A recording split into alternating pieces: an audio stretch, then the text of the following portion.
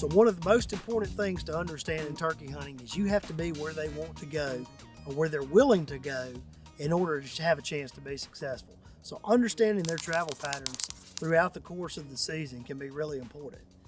Now, early in the season, you have to consider what their food sources are. All right, so they're going to have things like mass crops like acorns.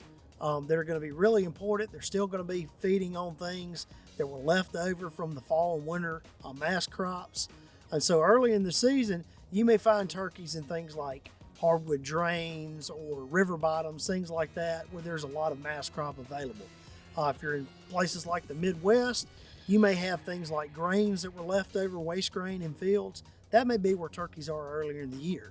Now you have to think, as the breeding cycle progresses, hens are really the ones that are leading those gobblers to areas that they want to be, close to nesting cover, because that's going to be their primary function right then, is being bred and going and having a successful nest to continue the proliferation of that species.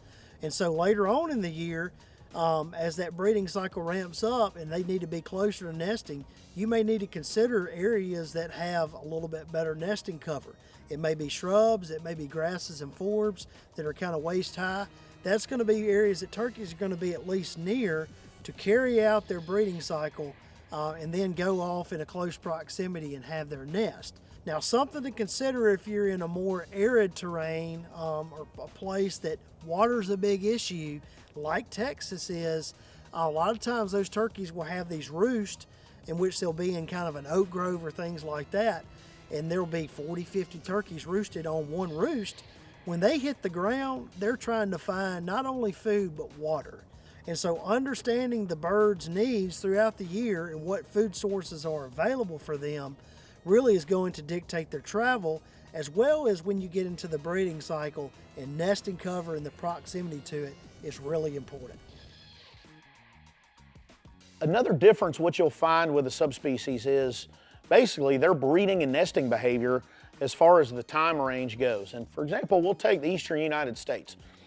In South Florida, you will see some breeding type behavior that as early as late January and into February. During the youth seasons of Florida that I've hunted, they are in full bore, ready to breed mode, the gobblers are. And as you move further north, for example, into states like Mississippi, into states like South Carolina, North Carolina, go further up the eastern range, that takes place later, more so in April. And then you get to the very end of the northern range, say Maine, say Ontario, a lot of your best hunting is going to take place in mid to late May, where the breeding cycle takes place. So it really depends on your latitude as far as your timing, as far as your hunting's concerned. So I love to get the first crack at wild turkeys at my favorite place to hunt, which is South Florida. And then I love to chase them throughout the spring, all the way into states like New York and provinces like Ontario. The later in the spring, the better the hunting typically is up north as the seasons in the south end.